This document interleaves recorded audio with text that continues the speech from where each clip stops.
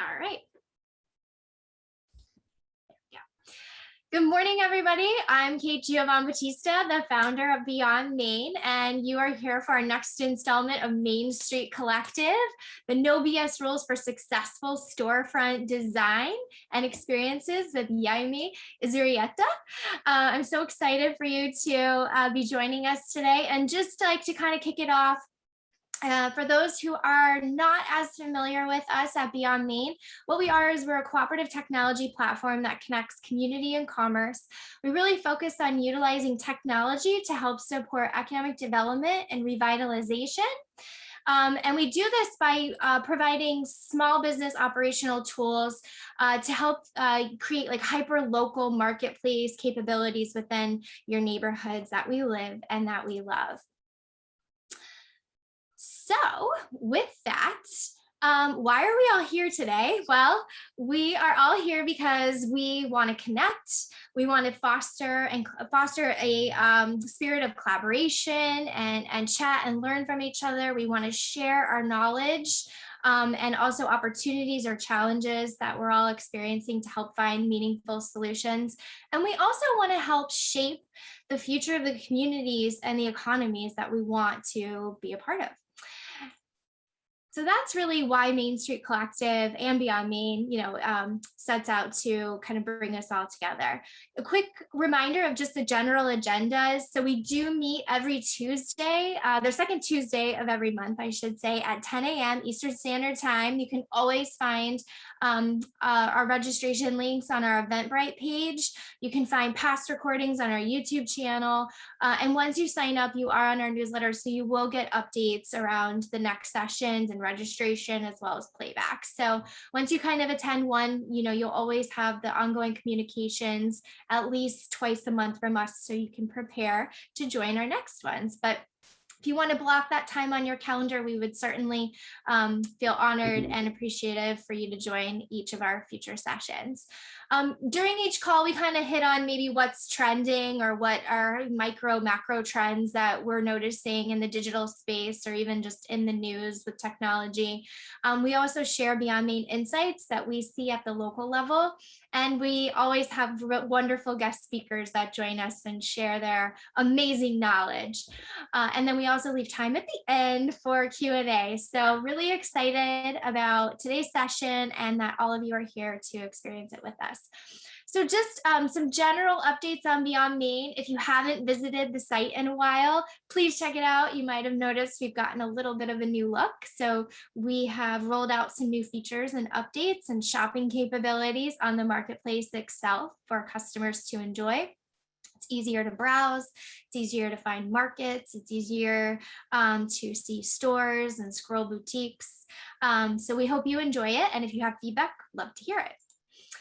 Some of the other business-oriented operational tools and enhancements that we have rolled out and are live for our users to enjoy is the ability to run discounts and promotions on their shops.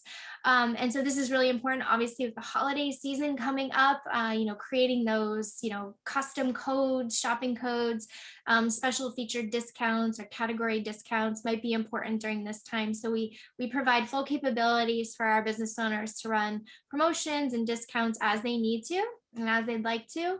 We have enhanced inventory management features that have just rolled out with item duplication for easy setup, CSV file imports and exports, as well as our Shopify integration. Our very first plugin is coming very soon in the next couple weeks. So if you are a Shopify-based business, you will easily be able to connect your shop and now be a part of Beyond Main with no extra efforts on listings. They will seamlessly sync from your Shopify store onto the localized Beyond Main platform.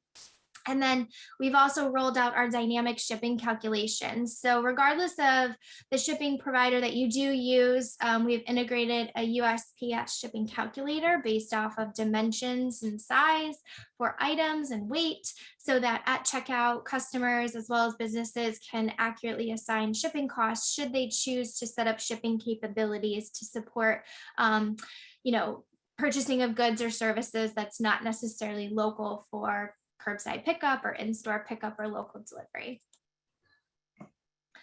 So the hot news this past week, you've probably been reading up. We all experienced a digital snow day on Monday with the platforms that went down across WhatsApp, Instagram, Facebook, and also got less press, but was, I think, a significant outage on the small business side. Shopify, QuickBooks, and a number of other large retailers saw an outage on September 30th for most of the day when a SSL certificate like expired, and so there was some scrambling to kind of get those systems back up and running. So I think this, while hopefully your disruption was at a minimum, I do think it kind of highlights a really important opportunity for all of us to sort of self-critique and say, like, how reliant are we on these platforms in terms of communicating with our customers, in terms of marketing our businesses, sales, as a sales channel? And if we're too reliant on one, are there ways that we can continue to diversify, or how should we diversify? What makes the most sense for our businesses? So while I hope your disruption was at a minimum, and this impact wasn't felt too deeply, I think even if it was or if it wasn't, it's still an important question to ask, right? And say, where do I need to play? Where do I need to focus? And how do I need to kind of spread my business, and where should it be represented in order to create lasting and meaningful relationships and strengthen my customer relationship selling? And so that's why I think this is so timely that we didn't do this. Is pure coincidence, but our conversation today is really centered around the No-B.S rules for successful storefront experience and design. And we have the storefront master here himself, Jaime Izurieta, and he is going to share with us his No-B.S rules for success. So I'm going to go ahead and turn it over to you and let you take it away. Jaime. Thank you so much. You can hear me, right? Okay, so I'm gonna share my screen. If you can stop sharing yours. Yep, you got it. There you go. Sorry, a little delay. There. So I'm gonna share my screen and try to do it in the best possible way. There, can you see it? Yeah. Yes, perfect. So wait, this is the last one, of course. Should show you the first one, right? There. Okay. Thank you so much. Thanks, Kate. I am absolutely honored to be here. Super happy to be sharing this with you. And I'm also going to be super happy to be learning with you after I'm done and we get some questions going. My presentation today is called Layer Up, Winter's Coming. And you will see that layers are a theme through my presentation. And I hope at the end we can knit everything together. The whole idea of the presentation is that I work with the public-facing parts of small businesses. So there's some things that every small business has to do, which is accounting and payroll and supply chains. And it will be the same basically if you have a jewelry store or if you have an ice cream shop or whatever you have. Whereas if you look at the front-facing part of the public-facing part of the business, this is where you need to engage. This is where you need to create a community, and this is where I come in. So this is me. I'm Jaime. I'm the founder of Storefront Mastery. This is my family. And we've been here in the US for 5 years and in New Jersey for 3. So we are very happy, very grateful, and very proud to be able to call this home. Things I've founded. I've founded many things, some of which have been successful and some of which have not. I've founded a band. I played guitar in a band, in a rock band, when I was a teenager, and I had amazing bandmates, very good friends. We played covers mostly, and the keyboard player eventually became the mayor of my city, which has something to do with the things that I'll tell you later. I've founded a small business. My family and I are booksellers. We have been in the book business for about 25 years. And for about 13 years, we have our own storefront. And this is very relevant for my work because I am the co-founder. I am not the master bookseller. I'm the co-founder, and I was in charge of design and in charge of the activation of the storefront. So me being an architect, a trained architect, my family packed me and sent me to Argentina, where they have amazing bookstores, to learn how to create them. So I came back, we created the whole thing. And part of the story in our small business is that we've had to deal with many downturns, like a countrywide economic collapse, in which we even lost our currency, and we actually use the US dollar now in Ecuador, and some other things, COVID also, that forced us to pivot. And the lessons from pivoting are actually the ones that have shaped my current work. So it's very important. I've also founded an architecture practice. Like I said, I'm a trained architect. So I've done some nice projects, mostly historic preservation and commercial.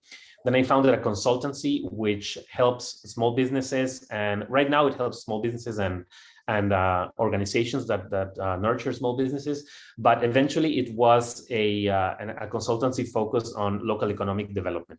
So I worked with small towns back home in Ecuador, very, very small towns in the jungle, about 25, 30 people, settlements, basically hamlets, to help them better connect with the larger cities around.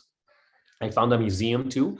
I told you my bandmate became the mayor, so eventually he charged me with, hey, get me a museum, and we did a fantastic project with a curator from New York and another one from Italy, and we had a fantastic time creating it. And then the project took up an interesting turn, which I will tell you about. I also founded a city agency, which was called the Office of Urban Mechanics, and the idea was that we went into the city, popped up the hood, and looked inside the engine to see what could be fixed. And I also founded a city. My national government was creating a city around the university that was going to open, and I was in charge of creating the concept for this city. So now we'll tell you about the things I've found that failed. The band failed miserably. We were just doing covers, and when the time came to do our own thing, turns out nobody liked the same kind of music. We just liked a few songs together, so just blew up. The small business, thankfully, is still working. We've pivoted a lot, but it's still working. The architectural practice, I stopped when I came to this country, and my business took a different turn. The consultancy, I'm here, so it hasn't failed. The museum failed miserably because they wanted to bring Frank Gehry, and that would have meant just having a beautiful building. And we wanted to actually have a museum. And it's a very unique thing. We did it without when they shut the project down, we kept doing it. We swore to do it without even $1 of public funding. So we crowdfunded, and we put it up in a fantastic gallery. It was a pop-up museum. We have our own collection, which distinguishes us from any other museums in Ecuador, because they call themselves museums, but they don't have their own private collections. And it was a beautiful success. However, it was a one-time thing, so we couldn't iterate, and it failed. The city agency, when the museum again faltered, politics, so I stepped out, and the city agency eventually was closed. And the city was politicized, sadly. And when you politicize things, apparently in many countries, when you politicize things, they start to become about one group over the other and not about win-win. And so that is the biggest lesson. Everything should be a win-win. So things I've learned from connecting failures. Connecting dots is very, very important. Having remembering what has happened to you, remembering your experiences is very useful. Everything that happens to you is part of your story and will help you connect the dots to create a beautiful image eventually. So specific lessons is knowledge compounds. So everything you learn, everything you do, every experience you have, every up, every down, it's compounding in your head and transforming you into the person who is creative and who will be able to create and produce a beautiful new business. When you realize that, then wisdom comes. So when you make the click between everything that happened to me and everything that happened to me is good because I'm learning, this is when you become wise. And wise businesses are the ones that can help many, many, many more people and create communities. Teach what you've learned. When you find teachable moments or teachable experiences, then you will really learn. They say that the best way to learn something is to teach it, because you really have to make sense of it for someone else. So teach what you learn, find a teachable moment or a teachable experience and apply it. The ability to make connections. Sometimes you will think that things that happen to you, your experience, your story, your everything is just disjointed and disconnected. Find ways to connect it. If you work hard and find the ways to connect it, this is where creativity comes from, and your business will need creativity. I was telling you about the downturns, the economic collapses and everything that my small business had. We had to pivot a lot. We had to sit down and say, hey, so how are we going to survive this? And we did. Thankfully, we are surviving. But what it takes is more than resources, more than capital, more than anything that you can think of, it takes creativity. So connecting dots is a very, very important thing.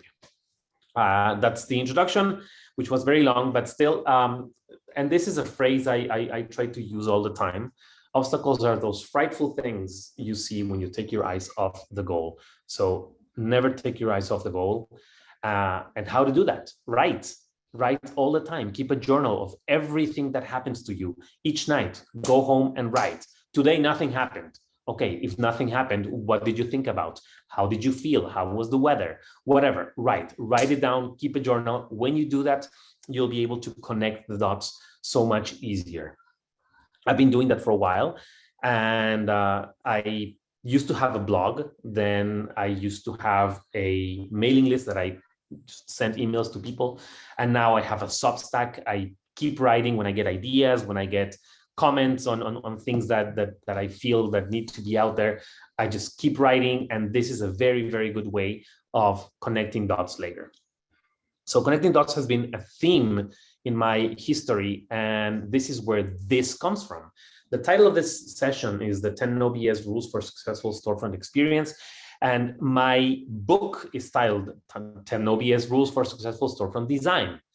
The whole idea of this was that I've been working with small businesses for a while. I've been working in economic development for a while. I have a small business that needs to survive, and I connected dots and said, okay, what we need, what most small businesses need, is help with their public-facing part. What most businesses lack is the capital and the resources to bring experts to help them improve or become better versions of themselves in the public-facing part of the business. So I said, okay, so let me create something that will help hundreds and thousands of small businesses without them having to splurge on architects and coaches and whatever experts that they might bring to help them upgrade. So this is it. It's a guide that has the basic rules for storefront design. It has the basic components. Every component that your storefront needs is broken down so you can actually understand it. And then at the end, it has a design checklist. And this is the core of the session. And I will tell you now about the 10 rules. I will go very fast because there's more fun after this. So number one is create a vision. You need to have a concept, you need to have a vision, and it will help you tell the story. It will help you make sense of the goal, and it will help you not lose sight of the goal. Number two is tell your story. It's hard sometimes to tell a story, but if you tell it candidly, if you tell it like you feel it happened in a very honest and transparent way, it will be a good story. And the best part is that the story linked with your vision will create the basis for your design, and you'll be able to create something fantastic from your story. Then stage it. We have 5 senses. Some people have 6. We have 5 senses, and each of the things that are in your storefront, the door, the lights, the display, everything is approaching each one of our senses differently. So if you take in consideration that every sense needs some sort of stimuli, it'll be very easy for you to create a 360-degree immersive experience. So think right now, you can hear me and you can see this screen. But if we were in a live event, there could be some music, there could be some coffee in the corners, you would smell the coffee. There would be so many other things that would make a completely inclusive experience. And this is very important because you will create a mood inside the store.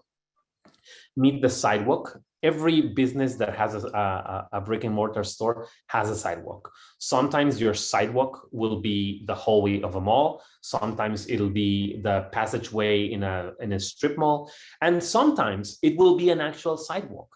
Some privileged business have an actual sidewalk that they can interact with. And this is a fantastic tool because you can create an introduction to your storefront on the sidewalk and tell everybody who's walking by, hey, this is going to be the best moment of your day, so come in. Number 5 is more of a design thing. So keep the proportions in a level that people feel like it's comfortable.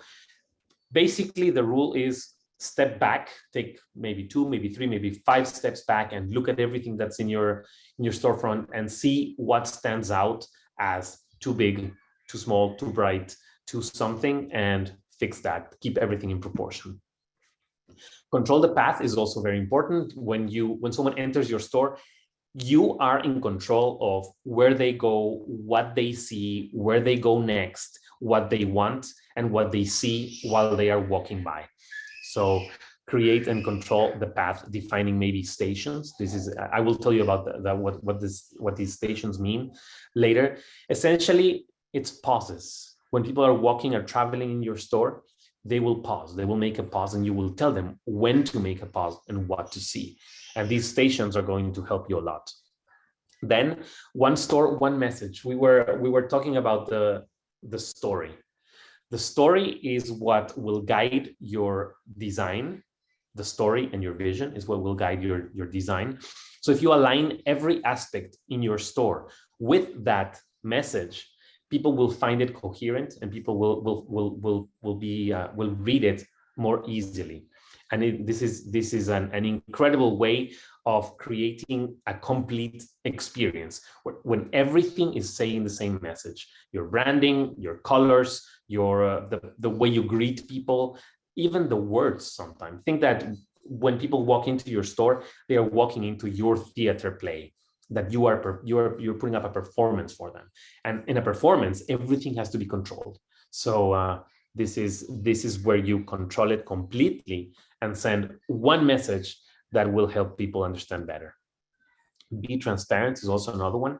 There's many places that you're walking by, and for example, the display windows are full of posters.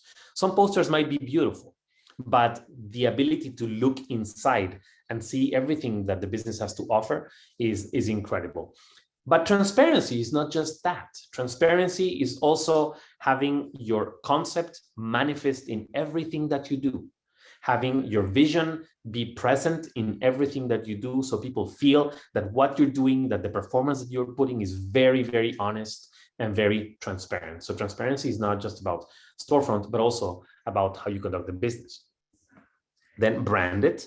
You need to brand it. The brand of your business is made up of a few elements. One of those elements is the graphic element, that you will create a symbol that will remind people that is your business, make your business recognizable. But also it's a perception. It's how people perceive what you do, how people perceive they know what you do, and how people rate the degree of help and the degree of engagement that your brand has. And this is very important because this is the part that you do not control people's reactions. You do control what you do to tell them this is what we are, this is what we do, and this is and these are the elements that you have to be reminded of that. And then build up your community. This is not about design. I stress many design elements during the presentation and in the book and in my practice also when I help my clients. However, building a community is not a design thing. Building a community is a daily work that you have to do, and it complements any design. You can spend $200,000 in your store design, that if you're not using that space to create and build up a community, it's going to be a little bit of wasted resources. So those are the 10 rules. And now I'm going to jump to a few ideas. Mostly these ideas are things that I've worked with clients and that have the common theme that they are connecting dots. They are connecting dots in what my customers do, what my clients do, what my clients know, and what the communities that they are in want. So let me introduce you to Edna. She runs a homewares antiques gift shop in Metuchen, New Jersey. If you are in the area, do stop by. It's called Papillon and Company. It's a beautiful store, and Edna knows so much. She has a fantastic life story, and she will chat with you because she's fantastic. She has a superpower, which is opening during pandemic. She was super brave and bulldozed through all the restrictions and the lockdowns and the supply chain and everything, and she was able to create a fantastic store. What we did with Edna are the stations that I was telling you about before. So we created a path in her store, and we created every pause that people would have. We arranged the furniture in such a way that when people walk in, they are directed exactly where we want them to go. When they are stopping, we show them the next station. There's going to be maybe a light, maybe a mirror that reflects the next station, maybe something that helps people move from station to station and stop, and they know instinctively where to stop. And each one of these stations has different things. It has books, relevant books about her, whatever she's selling there. Every station has a theme.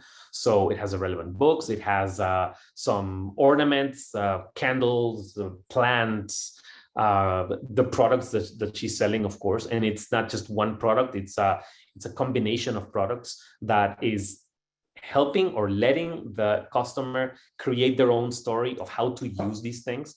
So there will be a mug, there will be, I don't know, some things that can help people picture an image, picture a scene where a fantastic, an amazing scene where they would want to use all these products. Then she has pairings. Maybe she suggests some wine. Maybe she has coffee from a great place that had they roast fantastic coffee. So they have that coffee there with pairing with what she's selling. And the book is also relevant because of the place, because of the origin, because of the supply chain, because of anything.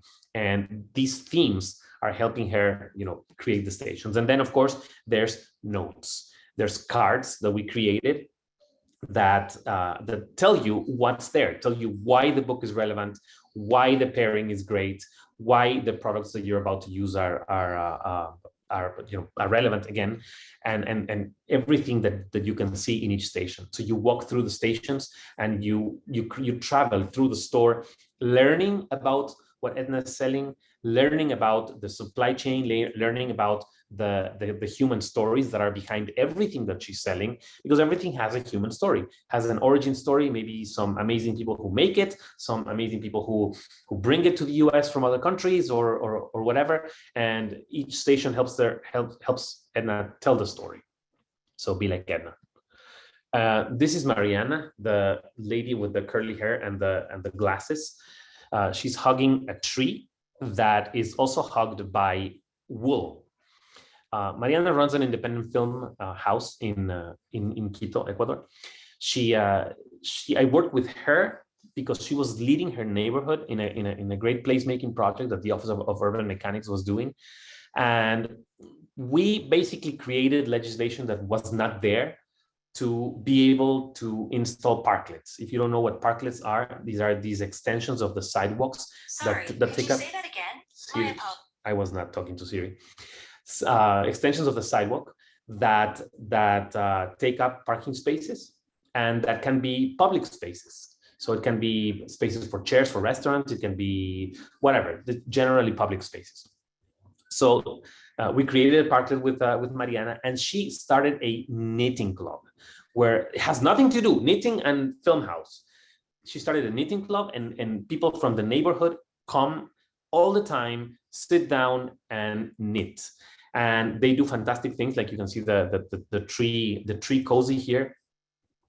And the lesson here is she's starting something that has nothing to do with what her business is, but she's building up the community. And the community supports the film house because the community is very attached to the place where they are knitting and attached to the activity also of knitting. So go start something. And finally, this is Berekti. Berekti runs a very delicious Ethiopian restaurant here in Montclair.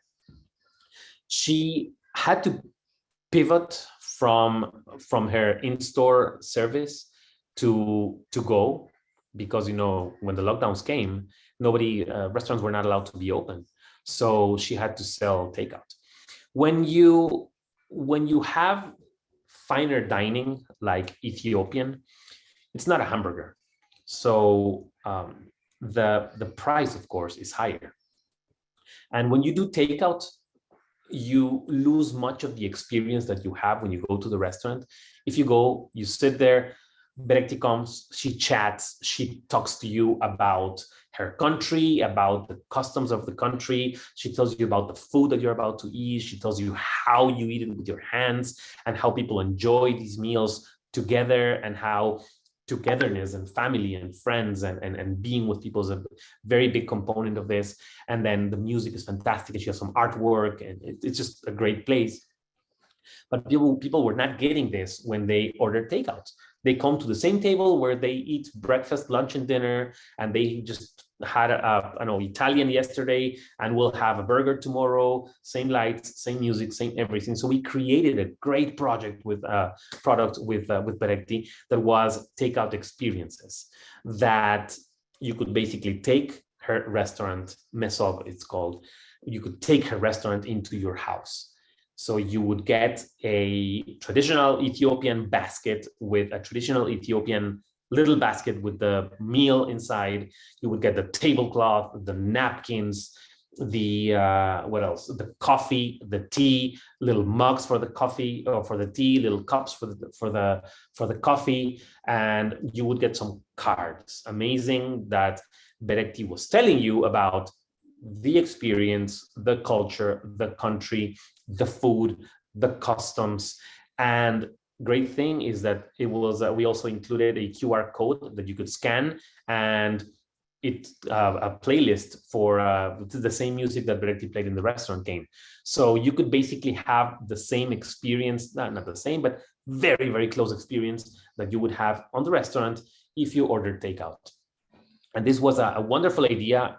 It helped a lot, because not just because of the great product, but because we were able to see that the experience inside the store, and I'm not even saying restaurant, I'm saying store, the experience inside the store can be translated to other areas.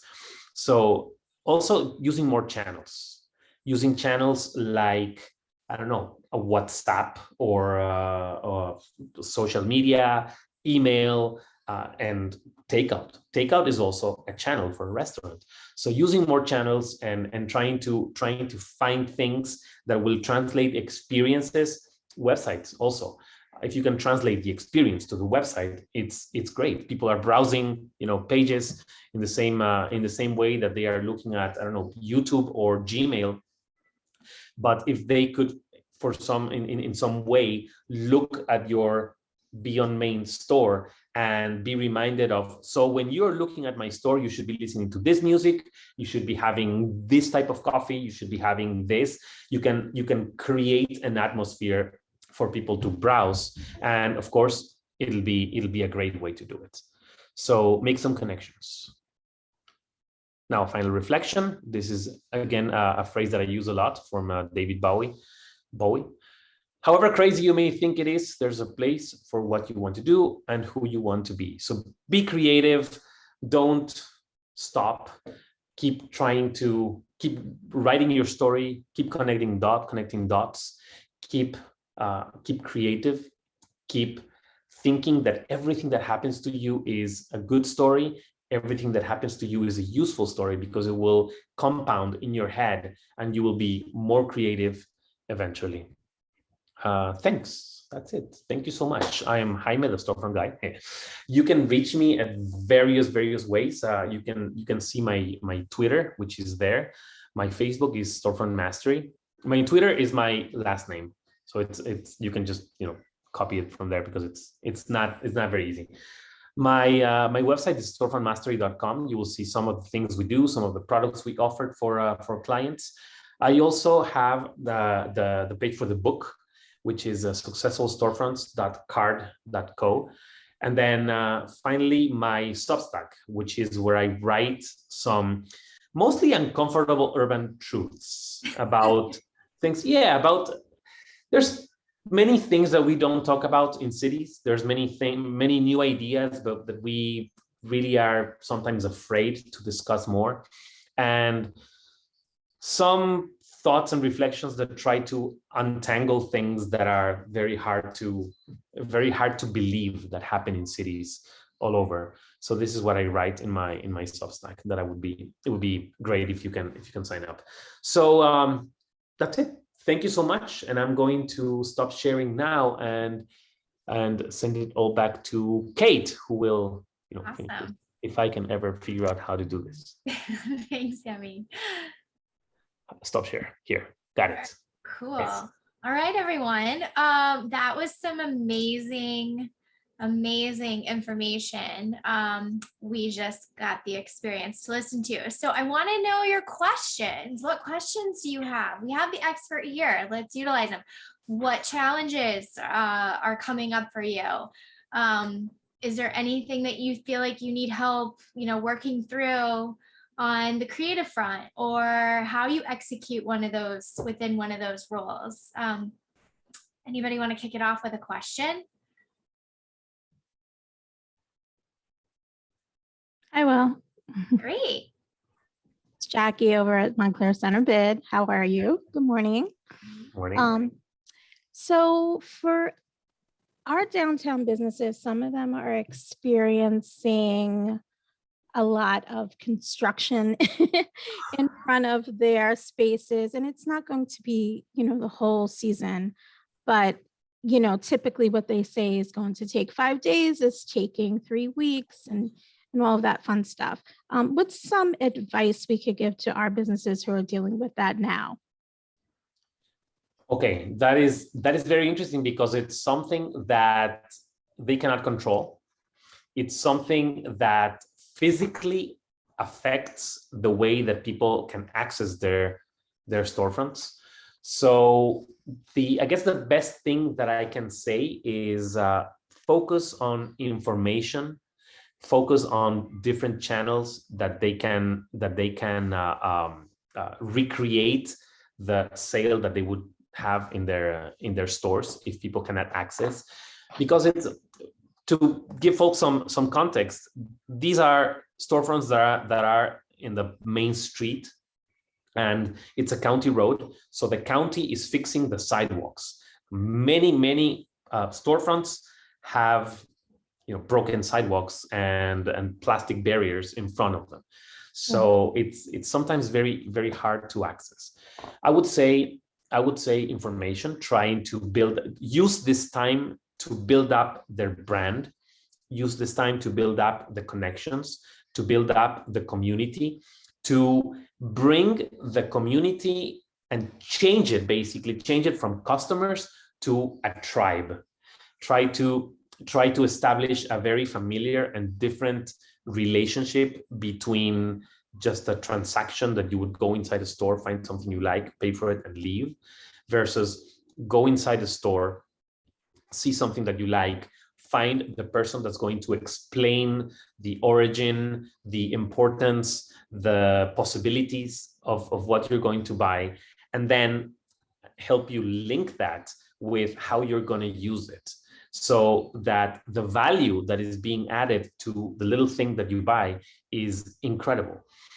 In this way, if the physical entrance is disrupted, I would say use alternative channels. Establish an email list that you can, even every day, you can send with a thought, with a motivational phrase, reminding people, we are here, we are building the community, this is how we are helping, this is how we are enhancing our city, this is the service that we provide to our community, this is what we do, this is what we are, this is why we are important. So WhatsApp groups, Telegram actually has some incredible functionality for chat groups. So you can create a group in Telegram, and you can even say stickers are forbidden, so people don't post stickers or whatever. You can put some time restrictions, you can put anything on Telegram groups, and this is a great way of opening up a forum where people can be connected all the time, and you keep building up the brand, keep putting out some graphic resources to help people use whatever they have bought from you, reach out for old customers and try to help to get them to leave reviews. So open up other channels, use the time where invariably sales are going to go down to build up community, and prepare, because this is not going to go on forever. So prepare so that whenever it finishes, you have established a very, very good communication with your customers, so that you can say, hey, we're open, sidewalks are all done, come, and everybody can come because they are connected all the time with you. So they know and they receive all your messages, and also they process all your messages as, I am part of this. Thank you. Mm-hmm. We have one in the chat. I will read it. It says, I'm in an open air office, so I am typing my question. Do you think that your 10 rules apply to office entries / lobbies? For instance, I work at a small nonprofit looking for new office space. We'd like it to serve as a resource center. Any thoughts? I'm behind the cherry blossom, LOL. Okay, hi, Roseanne. Okay. Love it. So yes, I think these rules apply for anything. I think these rules apply. Maybe they won't apply for homes because you want your home to be a little bit more private, but they apply to anybody who has a street frontage, who wants to contribute to the enhancement of their entire district. Okay, so if it's my private house and I put out a bench and I create a very nice, beautiful public space in my front lawn, that will bring up the entire district. So yes, any kind of institution, any kind of lobby, if it's a building with many tenants, of course that it'll be a little bit more tricky because everyone needs to agree on what's been done. But definitely there's no opportunity to do that.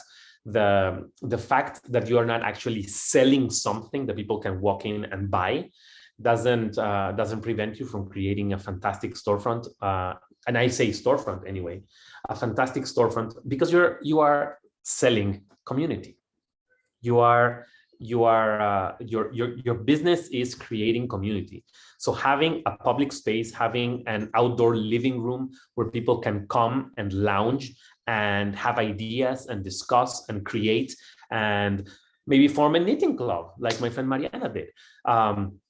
So people can come and lounge and be happy and swap ideas and swap stories and share experiences. This is how community is built. So if you run a community nonprofit, what did you say? Exactly, a small nonprofit, which is a fantastic nonprofit, I have to say.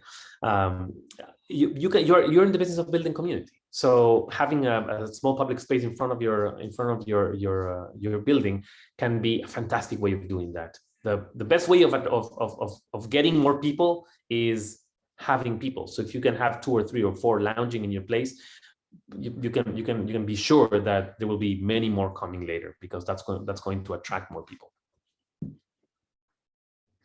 Awesome. Well, I have a quick question if no one wants to jump in.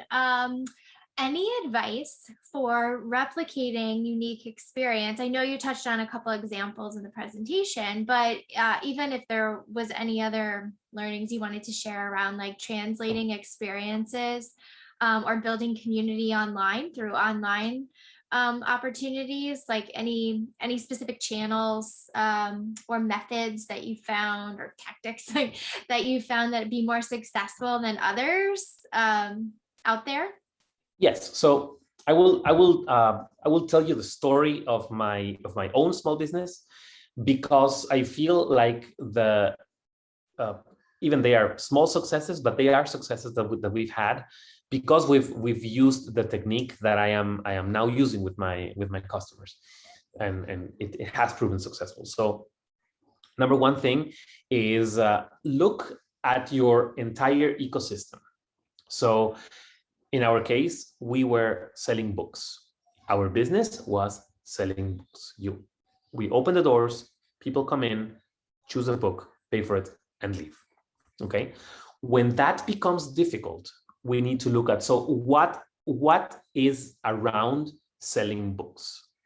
Number one, making books. Number two, writing books.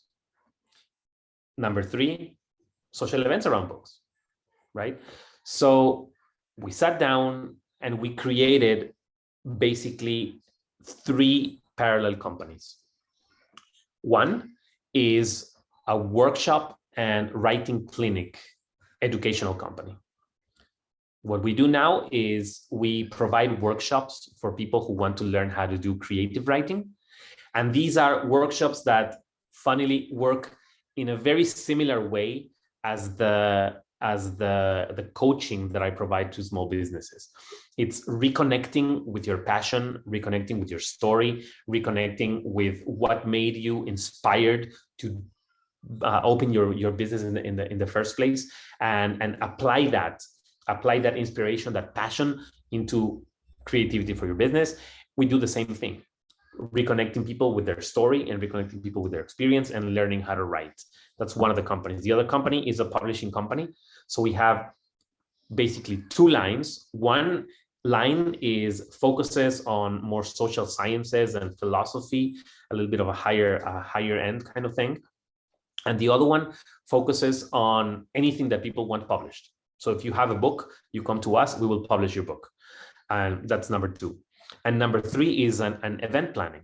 So we are using the space of the bookstore to open it for people who want to launch their books, or people who have book clubs, who want to do their monthly meeting, and we do the whole monthly meeting. We put some cake and tea and coffee and very nice pastries, and we bring an expert that has something relevant to say about the book, or even the author, if it's possible, to come to the place and have this discussion. So the 3 things that are not exactly selling books, they are not focused on selling more books.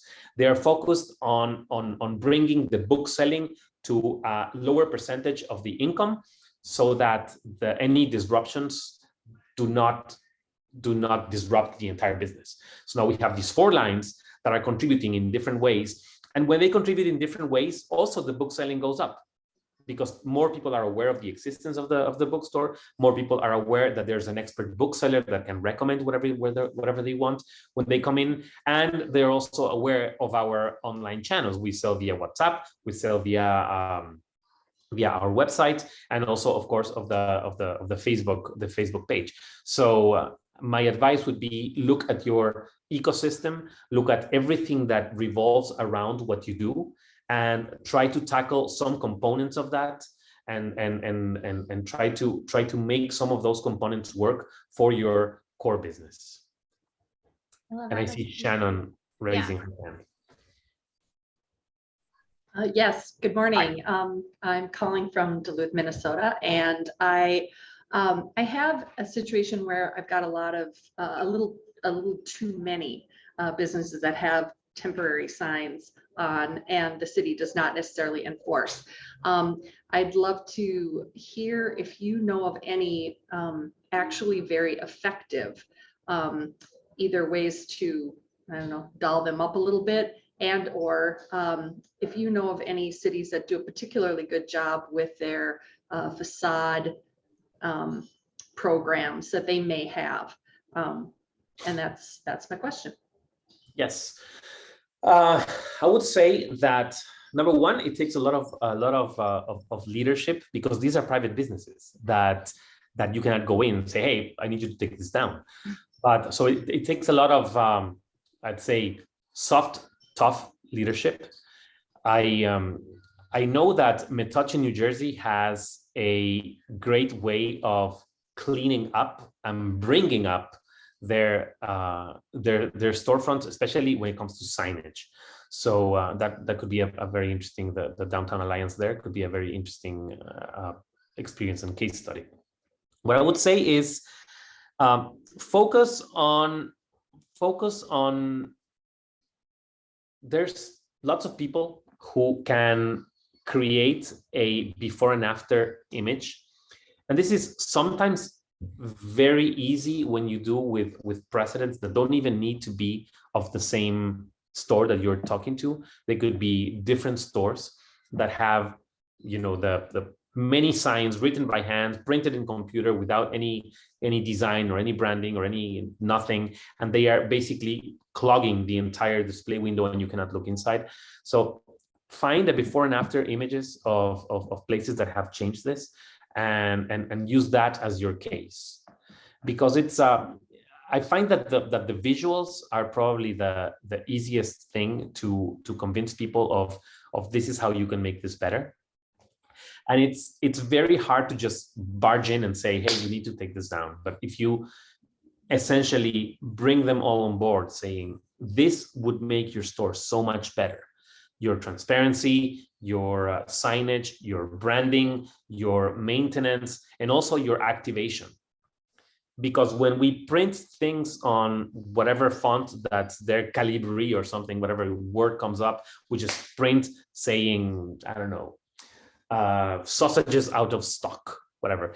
These messages they can even come as hostile because they have no context, they have no branding, they are not nurturing whoever's reading them. And it basically lowers the entire quality of the storefront. So I think there's much better and easier ways of crafting language that will bring people on board by showing them graphics, showing them a before and after examples, and also showing them possibilities. Showing possibilities of look for storefronts that have fantastic examples of, I don't know, decals, for example, because you do need some information on your storefront. You do need to have the store name, for example. You do need to have the operation hours. Sometimes you, if you're a pharmacy, like you need to have the insurance that you're taking for example. So there's many ways of creating some fantastic graphics that are not disruptive of what's happening inside the storefront. I think that is the key. Whatever graphics you have on the display window should not be disruptive of the great things that are happening inside. So find great examples before and after, and find ones that show the entire range of possibilities that people can do, and that could be better than just having whatever signage they have now. I don't know if that answers the question. We have a couple in the chat. One specifically around textile merchants, who Yingling was wanting to know if you have any suggestions around how they can make their storefronts more interesting. Right now, their rolls of textiles are just kind of placed against a wall. That's something that has changed a lot in recent years. If you go back there's many merchants who actually just have the merchandise outside and people could see it and they would come in and buy it. That doesn't happen anymore. There needs to be a scene. There needs to be an untold story or an unfinished story on the display window so that people can connect with. And I always tell the story of a knitting shop, a yarn shop here in town, that it's the typical storefront with a recessed door and two displays on the side. And one of the displays is just product, and the other display has a small table, a chair with an unfinished something with the needles and the ball of yarn and everything unfinished, and a mug. You look at that and immediately you think of the story of who is coming back to sit there to sip that coffee and to knit what? What are they knitting? What are they drinking? Who is it for? You just start thinking so many stories because they have planted a seed in your brain of these are the possibilities, right? So the unfinished scene or the soon to become a fantastic scene thing.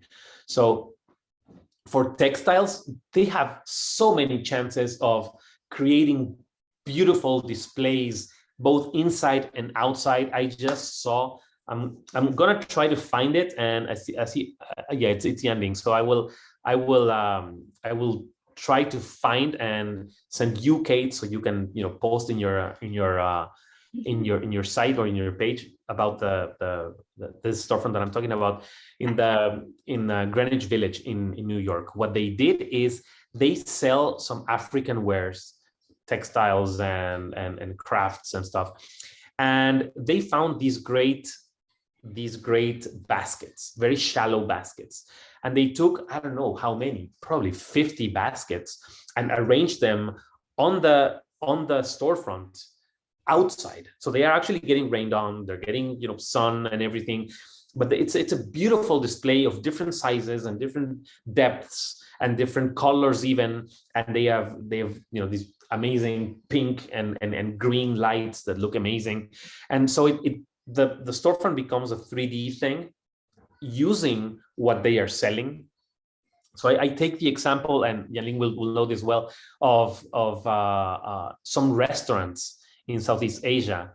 They actually commission little sculptures of each plate that are made of plastic, that when you go to the restaurant, you will see every dish reproduced, right?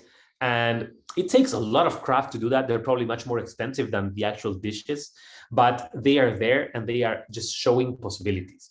Think of the same thing with textiles. What can you do with a textile? What if you stage, I don't know, a sewing machine, and one of the textiles is the round things of the textiles is just going, and it moves all the time, and it's a theater thing that people pass by and see it happening. And I don't know, just get the textiles and start tying them in beautiful bows and make it a layered and transparent and three-dimensional kind of thing. So the whole thing is a mentality change. It's a mentality change between this is what I sell to this is how your life's going to be awesome with what I sell. Great. We are at time, but we have one more question, and I think it's an important one. How do you work it's like an over-signing problem. Yes. How do you kind of like filter your signage or, kind of edit out what's really needed, what's not really needed? So it says, how can we work on not clogging up the signage? We have large sandwich board, chalkboards, picture frames with promotions or other messages, policy messages and acrylic flames, late policy, no cell phone policy, wash your hands policy, mask policy. How do you not become just a policy place? That is a very, what you say is a very important thing. What is the message of the business?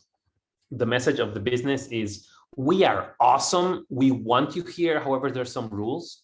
Or wait, you need to follow the rules first and then come to us. I just took a picture of a beauty salon here in my, actually no, it's a barbershop here in my street. It's a apparently it's very good. Apparently it's growing like crazy. Apparently it has many customers. It has a sign when you walk, when you don't even walk in, it's just right outside.